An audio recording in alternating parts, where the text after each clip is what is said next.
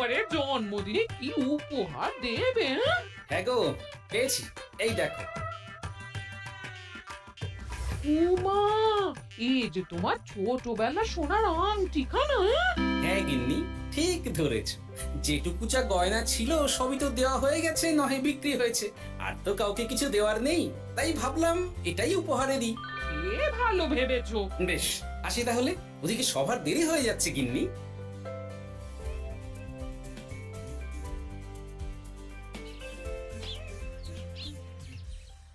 আচ্ছা শোনো, একটা কথা বলতে ভুলে গেছিলাম, আজ একটু তাড়াতাড়ি বাড়ি এসো। শাড়িওয়ালাকে আসতে বলেছি দুপুরে। আবার শাড়িওয়ালা কেন? আরে তুমি ভুলে গেলে, সামনে আমার বোনদের বিয়ে, তার জন্য নতুন শাড়ি লাগবে না গো। একমাত্র বড় মাসির মেয়ে বলে কথা। বুঝলাম, তো ওই একটা শাড়ির জন্য আবার আমাকে থাকতে হবে? 3টে শাড়ি উপহারের পাশাপাশি আমারও একটা শাড়ি চাই। হ্যাঁ আচ্ছা, তুমি নতুন শাড়ি নিয়ে কি করবে বলো তো? বিয়েটা তো তোমার বংশীর। বলি, সারাটা জীবন তো এই এক কাপড়ে কাটিয়ে দিলাম, কি দিয়েছ তুমি আমায়? কেন, এই নিজেকে আমার মতো স্বামী আর কোথাও পাবে? ও সব মন ভুলানো কথায় আর চিড়ে ভিজবে না, তাড়াতাড়ি আসবে বলে দিলাম। হ্যাঁ অগত্যা।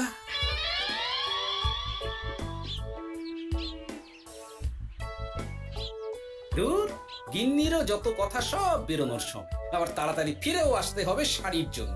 দেখি মহারাজকে বলি অগ্রিম বেতনের জন্য, না হলে তো শাড়ি কেনা যাবে না। তাও একটা হলে হতো, কিন্তু এনাকেও দিতে হবে। আসলে সত্যিই তো, গিন্নি আমার কত যত্ন আত্তি করে, কিন্তু তাকে আজ পর্যন্ত তেমন কিছু উপহার দিতে পারিনি। নাহ, গিয়ে বলি।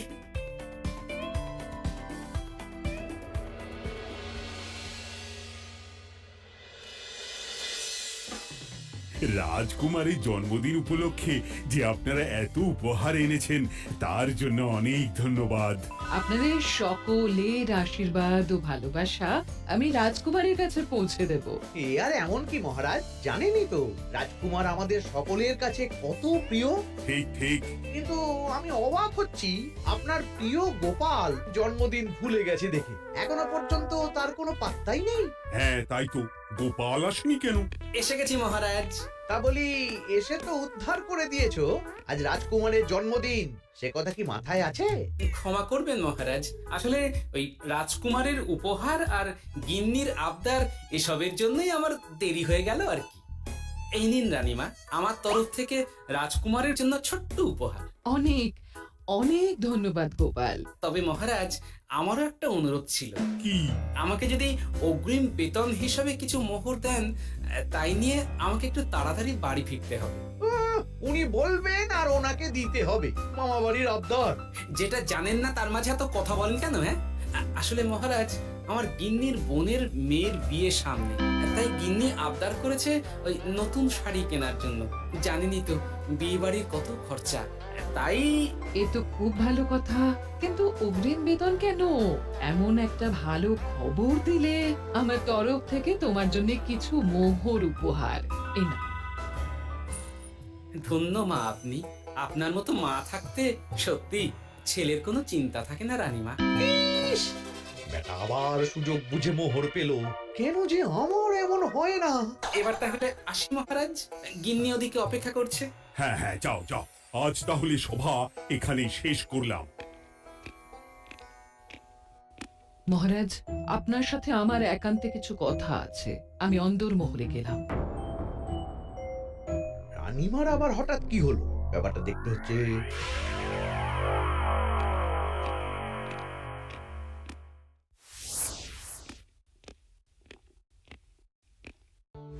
আজ আমি বুঝতে পারছি আপনি আমাকে একদম ভালোবাসেন না মহারাজ। ও কি কথা বলছো রানী? একদম ঠিক বলছি।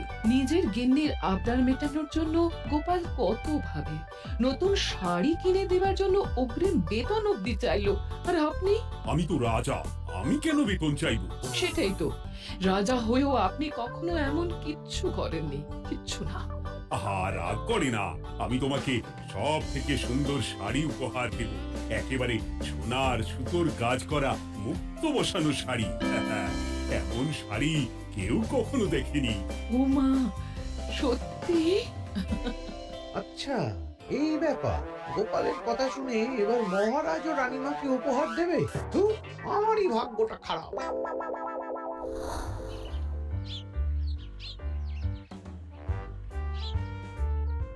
হাজার চেষ্টা করেও গোপালকে আটকানো যায় না। দূর দূর দূর, আমি যা চেয়েছিলাম তা ওই গোপাল পেয়ে গেল। ও কি গো, তুমি কার সাথে কথা বলছো? দুর্ভাগ্যর সাথে। কি সব অলক্ষণের কথা? কি হয়েছে? কি আর হবে, সবই তো তোমার দোষ। আমার দোষ? হ্যাঁ, তুমি আমার কাছে বায়না করো না কেন কিছু? তুমি বায়না করনি বলেই আজ আমি রানীমার কাছ থেকে মোহর পেলাম না, কিন্তু গোপাল পেয়ে গেল। এবার বুঝলাম। ঠিক আছে, এখন তাহলে বায়না করছি, তুমি কাল গিয়ে সেটা রানীমাকে জানাবে। ঠিক আছে? হ্যাঁ, করো করো করো, বায়না করো, বায়না করো। কি চাই কি চাই কি চাই, পেয়েছি। তুমি রানীমাকে গিয়ে বলবে যে আমার একটা সোনার হার চাই। এই না হলে আমার বউ। দারুণ চাল চেলেছো।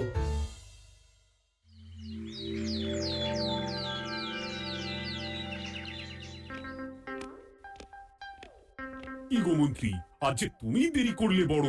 আগে মহারাজ, আমাকে সময় নিয়ে শোনাতে শোনাতে মন্ত্রীমশাইয়ের মনে হয় নিজেরই সময় জ্ঞান খারাপ হয়ে গেছে। তুমি থামো তো মহারাজ, আমারও খুব বড় একটা বিপদ হয়ে গেছে। একমাত্র রানীমাই আমাকে বাঁচাতে পারবেন। আমাকে একটু ওনার সাথে দেখা করার অনুমতি দিন মহারাজ। কিন্তু তোমাদের রানীমা তো এখানে নেই। আসলে জানোই তো যে কুমার অনেক দূরে থাকে, তাই গতকাল রাতেই রওনা দিয়েছে। সে কি, রানীমা নেই? এবার কি হবে আমার? কেন কেন কেন, কি হয়েছে? আসলে মহারাজ, আমার বউ আমার কাছে সোনার হার গড়িয়ে দেওয়ার বায়না করেছে, তাই আমার। বুঝেছি বুঝেছি, চুপ করো তুমি। এখন তোমাকে মোহর দিতে পারবো না। কেন মহারাজ? পরের মাসে দিতে পারবো। আসলে তোমাদের রানীমাকে সোনার সুতো দিয়ে কাজ করা এক শাড়ি উপহার করেছি সদ্য, যার জন্য অনেক খরচ হয়ে গেছে। তাহলে আমার সোনার হার পরের মাসে গড়িয়ে দিও। এটা তো ঠিক না। গোপাল আপনার প্রিয় বলে যখন যা চায় তখনই সাথে সাথেই পেয়ে যায়, আর আমার বেলায় এমন। এমন কোনো ব্যাপার নয় মন্ত্রী। মহারাজ, আপনি বরং আমাকে দেওয়া মোহরগুলো আমার অগ্রিম বেতন হিসেবে ধরুন, না হলে মন্ত্রীমশাই এমন অভিযোগ বারবার করবেন। আহা গোপাল, তোমাকে তো স্বয়ং রানীমা উপহার দিয়েছেন, এসব কিছু করতে হবে না। যেমন আছে তেমনই থাক। ঠিক আছে, আমিও দেখে নেব পরে। কি দেখে নেবে মন্ত্রী? না না, ও কিছু না মহারাজ, পরেই দেখে হার গড়ানোর কথা বলছি। না, মন্ত্রীর হাবভাব মোটেই ঠিক ভালো লাগছে না। বেটা মনে মনে নিশ্চয়ই কোনো ফন্দি আটছে আমার বিরুদ্ধে। কিছু একটা করতেই হবে। গোপালের ওই মোহর উপহার পাওয়াটা আমি কিছুতেই মেনে নিতে পারছি না। একটু মাথা খাটাই, একটু মাথা খাটাই। উপায় পেয়েছি। আমাকে এখনই নবাবের কাছে গিয়ে মহারাজের নামে বলতে হবে।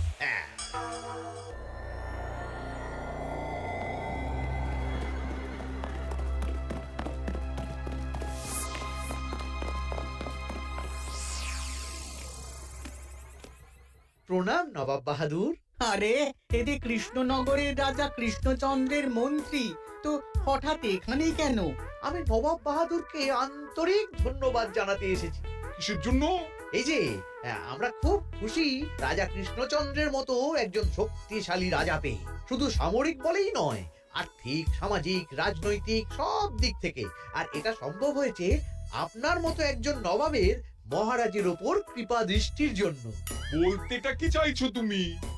তেমন কিছুই না, আপনার গুণগান করছি। নইলে আপনিই বলুন না, আমাদের মহারাজ কখনো সোনার সুতোয় বোনা মুক্তোর কাজ করা শাড়ি কিনে রানীমাকে উপহার দিতে পারে? কি সোনার শাড়ি? হ্যাঁ, এমন দামি শাড়ি যা হয়তো নবাবের কাছেও নেই। ঠিক আছে ঠিক আছে, তুমি এখন আসতে পারো। আর শোনো, আমি তোমাদের রাজ্য পরিদর্শনের জন্য লোক পাঠাবো। কবে কখন সেটা কাল তোমাদের সূচনা পাঠিয়ে দেবো, কেমন? ঠিক জায়গাতেই আগুনটা ধরিয়েছি মনে হচ্ছে। বেশ। ব্যাপারটা আমার মোটেই ঠিক লাগছে না উজির। কৃষ্ণচন্দ্রর মতো এক সামান্য রাজা এত দামি শাড়ি কিনলো কি করে? কালো বাজারি করছে না তো? আমিও একই কথা ভাবছিলাম হুজুর। এক কাজ করো, কালকে কৃষ্ণনগরে খবর পাঠাও, 2 দিন পর রাজকার্য পরিদর্শনের জন্য তুমি সেখানে যাবে। সব খতিয়ে দেখবে, আর কিছু বেগতিক বা গরমিল দেখলে সেটা বাজেয়াপ্ত করে নেবে, কেমন? আজ্ঞে হুজুর।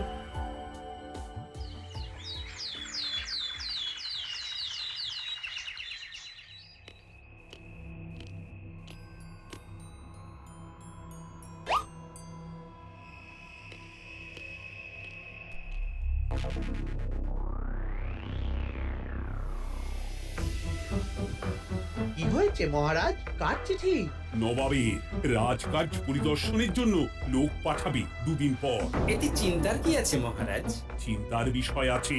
নবাব আমার রাজকোষের হিসাবও মিলিয়ে দেখতে চায়। কোনো একটা ভাবে নবাবের কানে আমার সোনার শাড়ি কেনার কথাটা চলে গেছে, তাই সন্দেহ করছে। সে কি কাণ্ড! নবাবকে তো চিনি, ভুল ধরার কোনো সুযোগ ছাড়বে না। আর চিঠিতে পরিষ্কার লিখে দিয়েছে, হিসেবের একটু এদিক ওদিক হলেই সে সব বাজেয়াপ্ত করে নেবে। হায় কপাল! এ সব হয়েছে গোপালের জন্য। অমনি শুরু করে দিলেন। আচ্ছা আমি আবার কি করছি বলুন তো?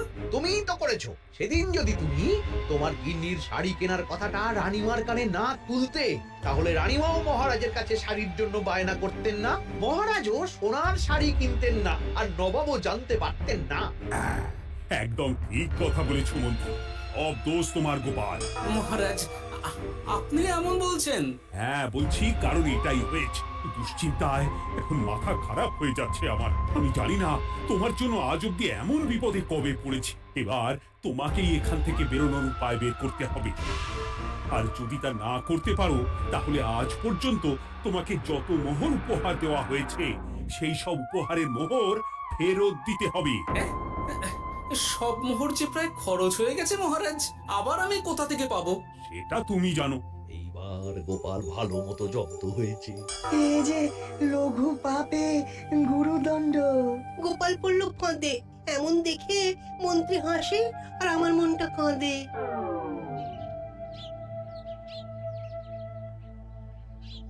এখানে বসে কি করছো গো গিন্নি? এসে পড়েছো? ও মা, তোমার মুখটা এমন শুকনো দেখাচ্ছে কেন? আর বলো না, এই হিসেবের ঠেলায় সবকিছু বেহিসাবি হয়ে যাচ্ছে একেবারে। আচ্ছা তুমি কি করছিলে ওই রসিদগুলো নিয়ে? দেখে হিসেব করছিলাম এই মাসে অনেক খরচ হয়েছে কিনা, সেই বুঝে পরের দিনগুলো চালাতে হবে গো। কি বলে? রসিদ দেখে হিসেব কষা? রি, এটা তো আমার মাথাতেই আসেনি।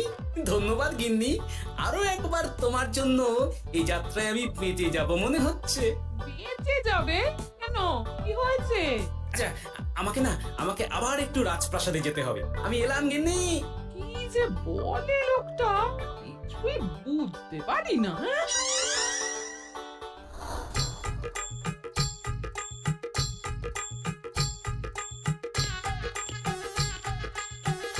আসতে পারি মহারাজ? এ কি গোপাল, তুমি? আর কোনো চিন্তা নেই মহারাজ, নবাবকে হিসেব বোঝানোর উপায় পেয়ে গেছি। কি বলছো?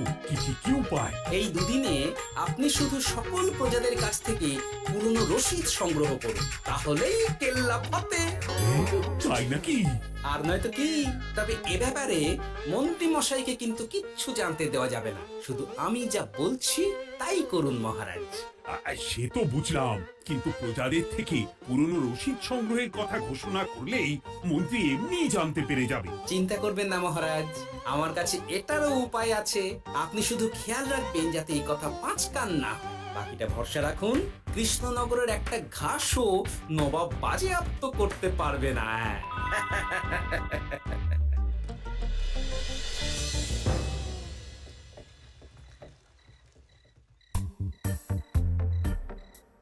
গোপাল দাদু, আমরা সব চলে এসেছি। ভালো সময় এসেছিস, তোদের দাদুর ভবিষ্যৎ এখন তোদেরই হাতে। আবার করে বলছো কেন দাদু? আমরা থাকতে তোমার কিচ্ছু হবে না, শুধু বলো না কি করতে হবে। জানি তো, তোদের যেটা করতে হবে সেটা হলো সবার বাড়ি বাড়ি গিয়ে পুরনো রসিদ সংগ্রহ করতে হবে। এই ব্যাপার, এটা আর এমন কি? কিন্তু কেউ যদি জিজ্ঞাসা করে কেন চাইছি, তখন বলবি যে ওই গোপাল দাদু ওই পোঙা বানাবে বলে পুরনো কাগজ চাইছে। আচ্ছা, আমরা এক্ষুনি নিয়ে আসছি। যাক, প্রথম ধাপ হয়ে গেল, এবার পরের ধাপের প্রস্তুতি। যাই একবার বরং বিজ্ঞানীর কাছ থেকে ঘুরে আসি। বিজ্ঞানী, ও বিজ্ঞানী, বাড়ি আছো? আরে গোপাল যে, এসো এসো ভেতরে এসো। বলো, তোমাকে কিভাবে সাহায্য করতে পারি? তোমার কাছে কালি মোছা যায় এমন কোনো কিছু আছে? কালি মোছার জিনিস? এম, হ্যাঁ, একটা তরল রাসায়নিক পদার্থ আছে যেটা সব ধরনের কালি তুলে ফেলে। দাঁড়াও দিচ্ছি। অনেক ধন্যবাদ বিজ্ঞানী।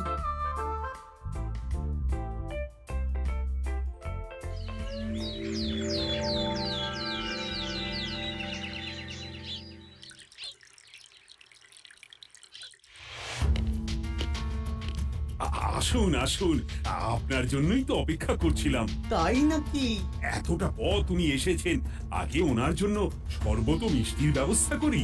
এই যে মহারাজ, আমি জল মিষ্টির ব্যবস্থা করে এনেছি, এটাও সাথে নিন। এটা কি? কেন হিসেব? ভোলা ময়রা পাঠিয়েছে এই মিষ্টি ও শরবতের দাম। এর মধ্যে এই কাজের সাথে যুক্ত ভোলা ময়রা আর তার পরিচারকের পারিশ্রমিকও যুক্ত আছে। হ্যাঁ, আসলে আমাদের মহারাজ তো প্রতিদিনের খরচ খুব হিসেব করে চলেন, তাই ও, আমি একটু বসবো? নিশ্চয়ই। ওই তো ওদিকে বসার জায়গা। আপনি কি হাওয়া খাবেন উজির সাহেব? তাহলে রশিদে ওটাও যুক্ত করব। মস্করা হচ্ছে? আহা, রেগে যাচ্ছেন কেন? আপনার সাথে মস্করা করার মতো স্পর্ধা আমার নেই উজির সাহেব। আসলে মাসের শেষ তো, তাই একটু বেশি হিসেবে চলতে হচ্ছে আর কি। আমাকে হিসেব দেখাচ্ছ?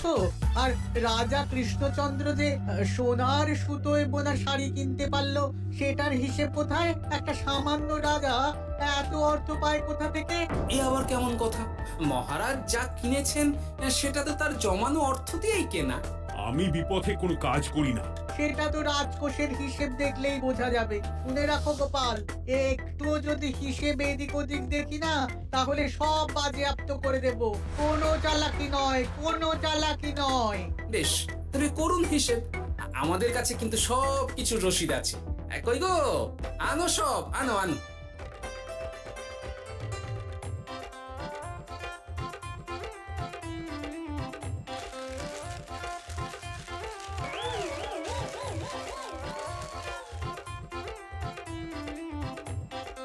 হ্যাঁ, এত রসিদ? আপনি বরং নিশ্চিন্তে হিসেব কষে নিন, আমরা আসি।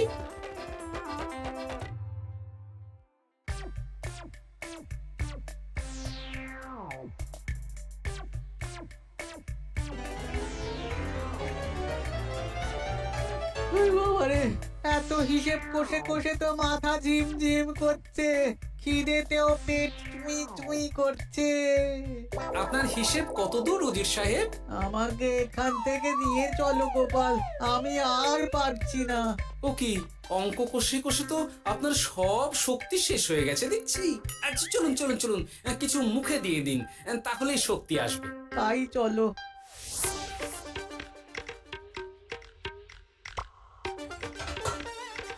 নিন, এটা হলো দুপুরের খাবার, আনাজ মশলা এমনকি রান্নার ঠাকুরেরও পারিশ্রমিকের হিসেব।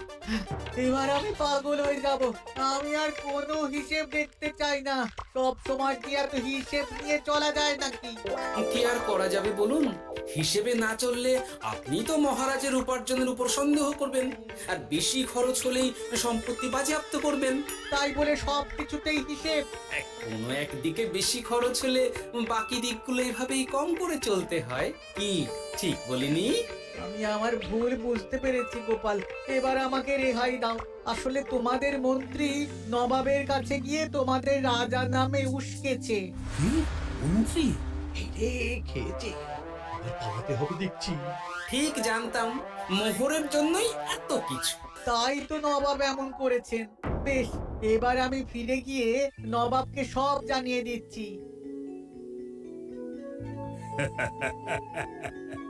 সত্যি গোপাল, তোমার তুলনা হয় না। আর মন্ত্রী, আগে মহারাজ, তুমি যা করেছো তার কোনো ক্ষমা নেই। তোমার জন্যই আমার এত হয়রানি হয়েছে। ভুল হয়ে গেছে, আমাকে ক্ষমা করে দিন মহারাজ। গোপালের ওপরে হিংসে করে এমন করেছি, আর হবে না। একটা সুযোগ দিন মহারাজ। হ্যাঁ মহারাজ, সুযোগ দিয়েই দিন। বেশ, তবে তোমার শাস্তি হলো রানীমাকে আমি যে সোনা শাড়ি কিনে দিয়েছি সেটার পুরো দাম তোমাকে আমায় দিতে হবে। হ্যাঁ?